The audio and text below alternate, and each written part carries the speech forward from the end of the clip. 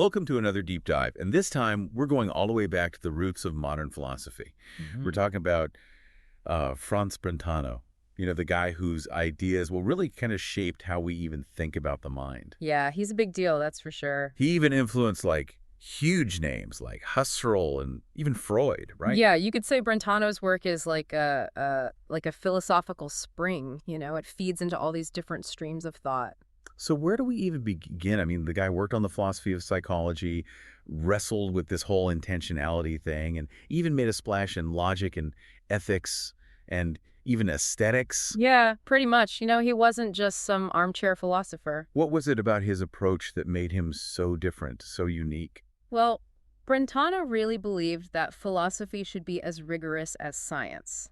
So instead of just, relying on pure thought, he insisted on observation, description, and using inductive reasoning. So more like a naturalist studying a new species or something. Exactly like that. And he was a pioneer, in really establishing psychology as its own separate science.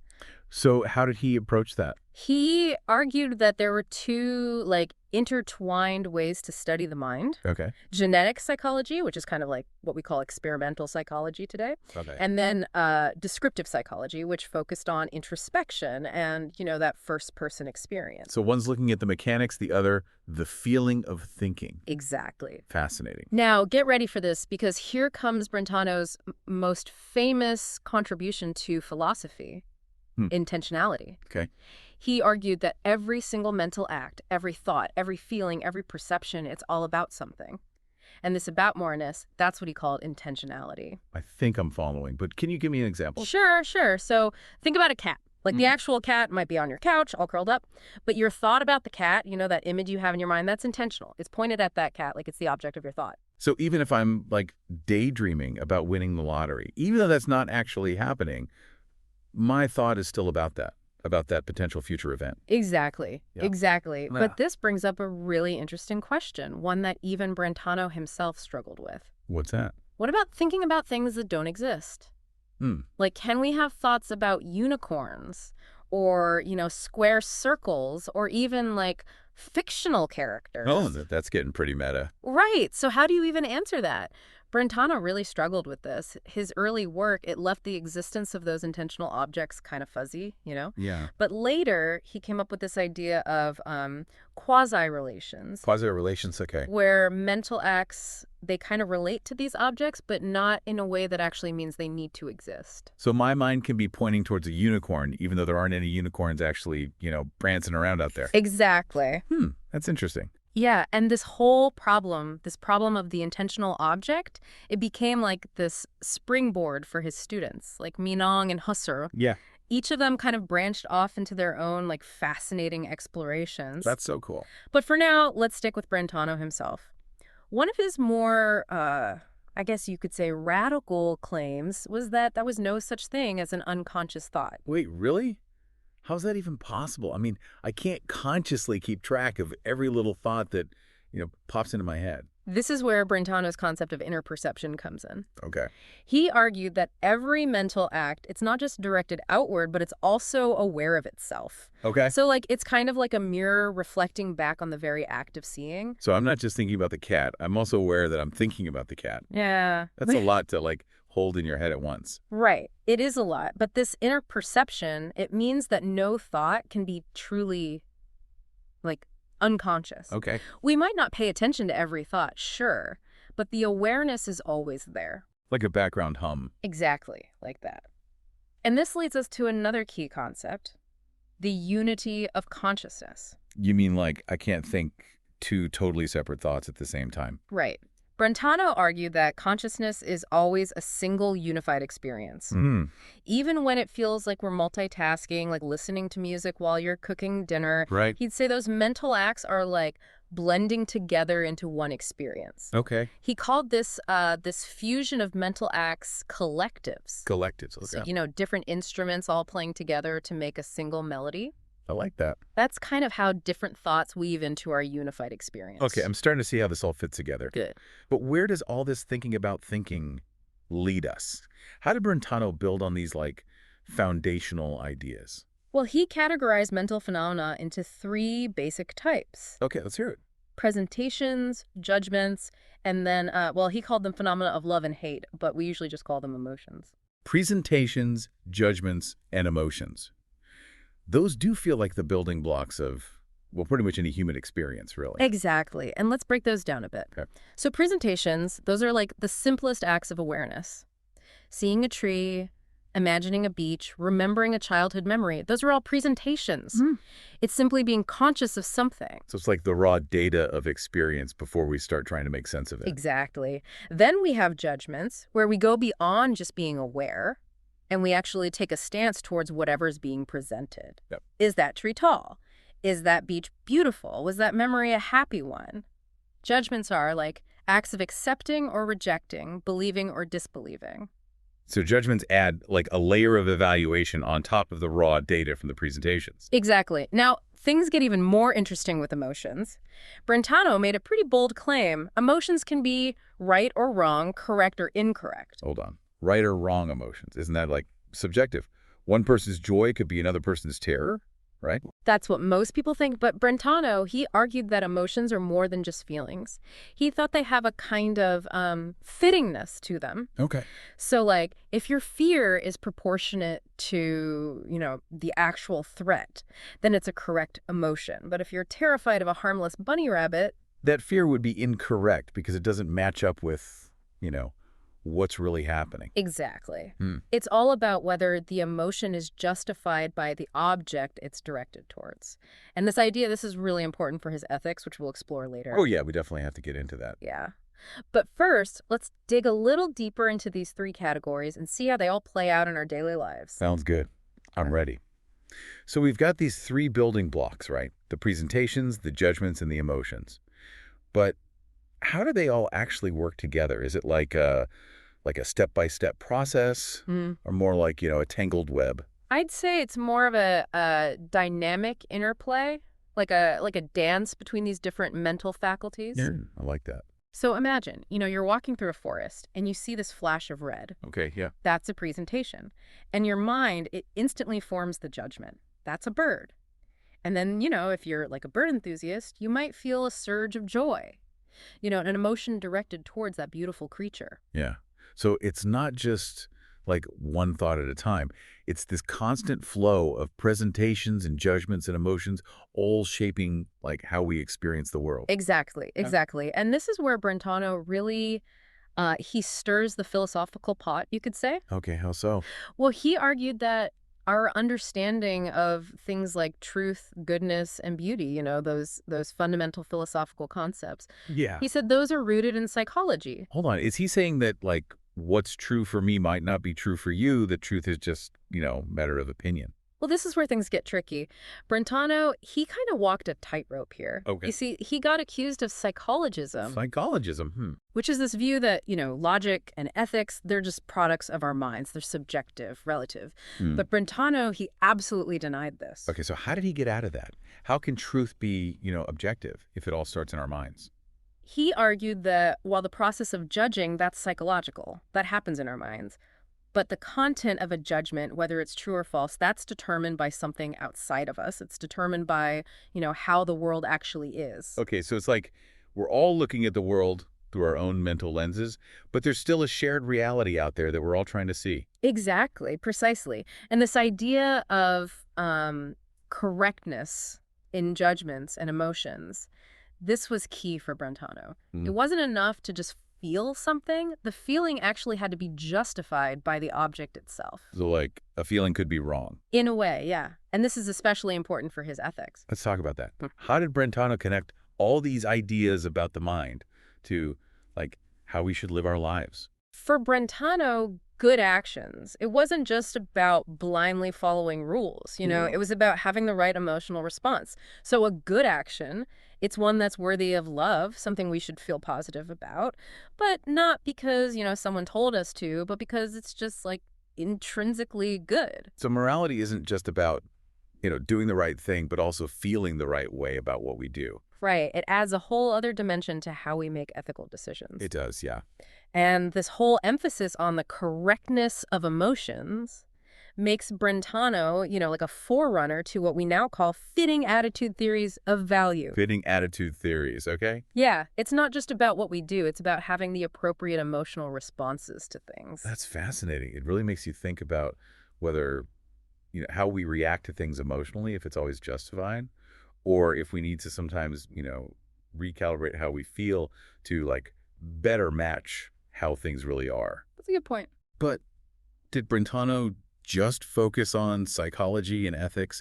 He seems like the kind of thinker who would, have something to say about everything. You're right. He was a really wide-ranging thinker. Brentano, he also made significant contributions to logic and metaphysics, for example. He even had a really fascinating, though, kind of controversial take on the history of philosophy itself. Oh, I got to hear this. What was his take on the evolution of philosophical thought? He believed that it kind of unfolds in these cycles. Cycles, okay. He proposed that there are 4 phases. You have a creative burst, then a practical phase, then a skeptical turn, and then a mystical phase. So imagine a wave rising and crashing, but then it rises again. And each time it reshapes the shore, of philosophical thought. Wow, that's like a philosophical roller coaster. Kind of, yeah. So take the ancient Greeks, for example. They had this incredible burst of creativity. They were questioning everything, like the nature of reality, the good life, all of it. And this led to, practical applications in politics, ethics, and the arts. But then you have the skeptics. They start to come in and question whether we can really know anything for sure. And then the mystical phase, that's where people start looking for answers outside of reason. Exactly. They turn to intuition, revelation, maybe even spiritual experiences. And from this mystical phase, a new creative burst emerges. And then the whole cycle starts over again. It's a really interesting way to think about the history of philosophy. I mean, I don't know if all historians would agree with it, but it's definitely thought-provoking. For sure. But speaking of historical figures, Brentano was known for his reism. Oh, yeah, absolutely. Can you explain what that is and how it shaped his views? Sure. So reism, it's basically Brentano's commitment to ontological simplicity. He thought that only concrete individual things actually exist. So no abstract entities, no disembodied properties floating around out there. Think of it like this. The world is made up of things, not concepts. So no Platonic forms or universal essences in Brentano's world? Nope, not at all. He was all about the particular, the individual, the things that we can actually point to and experience. And this really impacted how he looked at substances and accidents. Just to remind our listeners, substances are the fundamental things that exist, while accidents are their properties or characteristics, right? You got it. Okay. Now, most philosophers, they see substances and accidents as totally distinct categories.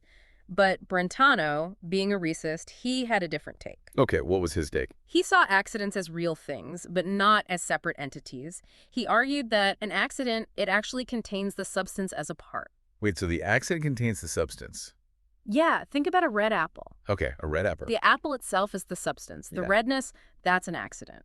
But for Brentano, the redness isn't just a property of the apple. It's a thing that includes the apple as part of it. So the redness, it's not just a description. It's a package deal with the apple inside. Exactly. And if you were to paint that apple green, the redness, it would stop existing. And then this new accident, the greenness, that comes into being. Yeah. But the apple itself, the substance, it stays the same the whole time. Okay, I think I'm starting to get it. Yeah. But why is this so important? How does this Reationist view of substances and accidents connect to Brentano's other ideas? Well, it shows his commitment to grounding philosophy and what's concrete, what's observable. Right. He wanted to avoid these speculative metaphysics that talk about, unseen realms or abstract entities. For him, it was all about starting with the world that we can actually experience. So no big theories about the ultimate nature of reality. Just a focus on the things that we can actually see and touch. Exactly. And this emphasis on empirical grounding, it's one reason why Brentano is considered a forerunner of both phenomenology, which focuses on our direct experience of the world, and also analytic philosophy, which is known for its really rigorous language-based approach. It's amazing how one thinker can have such a diverse legacy. Influencing these movements that seem so different on the surface. It really speaks to the depth and complexity of Brentano's thought. But before we get too caught up in his historical impact, Let's circle back to one of his most, I guess you could say, enduring contributions, intentionality. Oh, yeah, that whole aboutness of every thought thing. That's I'm it. still trying to wrap my head around, like, what all that means. It suggests that our minds are constantly, like, reaching out, engaging with the world, even when we're, lost in thought. That's one of the most profound implications of intentionality, yeah. It challenges that view of the mind as like just a passive receiver of information. Instead, it suggests that the mind is active, it's intentional, it's always directed towards something. Even when we're, daydreaming or fantasizing, our minds are still engaging with objects, even if they are imaginary ones. This makes me think of how we often talk about, living in our heads. Right. But Brentano's theory, it suggests that even in our most introspective moments, we're never really detached from the world. Exactly. And this connection between the mind and the world, this is really central to understanding Brentano's philosophy more broadly. He saw the mind as like this bridge between our inner experiences and that external reality that we're always trying to like grasp and understand. Yeah, it's like our minds are always casting this net, trying to like catch and understand everything around us. But speaking of catching things, wasn't Brentano known for being an amazing teacher too? Like a real intellectual fisherman bringing in all these brilliant minds? Oh, absolutely. Yeah. His classroom, it was like a breeding ground for new philosophical ideas. He mentored, I mean, some of the biggest names in 20th century philosophy. Husserl, Meinong, Twardowski, just to name a few. It's like he had this talent for spotting potential, for nurturing these minds that would go on to really shape, philosophical thought for generations. Yeah, and it's remarkable, he actually encouraged his students to think for themselves, even if that meant like disagreeing with him. He fostered this real spirit of critical, challenging established ideas that wasn't just accepted, it was expected. So it wasn't about like creating a bunch of little mini Brentanos, but more about kind of igniting these individual sparks that could then go on to, blaze their own trails. Exactly. Yeah. His classroom, it was less about dogma and more about dialogue, this constant back and forth where ideas were tested and refined and sometimes even completely overturned. It's inspiring. It really makes you realize that intellectual growth, it comes from stepping outside your comfort zone, right? Yep. From being willing to challenge even the ideas that you like hold most dear. And Brentano, he really embodied that spirit. He was constantly engaging with his critics, refining his own theories, never like content with these easy answers. Yeah. His work, it wasn't static. It was this living, evolving thing, always open to being revised and improved. Which makes you wonder if Brentano was like around today, what would he be, wrestling with? What new directions would he be pushing philosophy in? It's tough to say for sure, but given his fascination with the mind and its relationship to the world, I think he'd be really interested in the latest developments in like cognitive science, neuroscience, maybe even artificial intelligence. Like maybe he'd be asking, what does it even mean to be human, in an age of increasingly intelligent machines? Or how do these new technologies challenge our understanding of consciousness and intentionality? Wow, those are some big questions. It makes you realize that Brentano's work, it wasn't just about like solving these philosophical puzzles of the past. It was about giving us this framework for grappling with these, always evolving challenges of understanding ourselves and the world that we live in. Exactly. And his legacy, it goes beyond just, the specific answers that he gave us. Okay. It's about his whole approach to philosophy. Rigorous, empirical, but also open to the mysteries and complexities of being human. It's that mix of like head and heart, Yeah. the scientific spirit, but combined with this deep, appreciation for the subjective. Sure. That's what makes Brentano such an enduring figure. He reminds us that philosophy isn't just about these abstract theories. It's about grappling with the fundamental questions that shape our lives, our values and how we understand the world. Well said. And as we wrap up this deep dive into Franz Brentano, I hope everyone listening comes away not just with a newfound appreciation for his ideas, but also a renewed sense of curiosity about the world and the mind that tries to understand it. Because in the end, Brentano's greatest contribution might not be a specific theory or argument, but that inspiration he gives us to, keep asking questions, keep exploring, and keep pushing the boundaries of what we know. Brentano definitely gave us a lot to think about. He was a true philosophical trailblazer, and he really illuminated some of the most, profound mysteries of the human mind. I think as we navigate the complexities of the 21st century, his insights into intentionality, consciousness, and just the nature of experience, they offer these really valuable tools for making sense of ourselves and the world that we inhabit. So keep exploring, keep questioning, and who knows, maybe you'll discover your own, philosophical breakthroughs, all inspired by the enduring legacy of Franz Brentano. Thanks for joining us for this deep dive, and we'll catch you next time.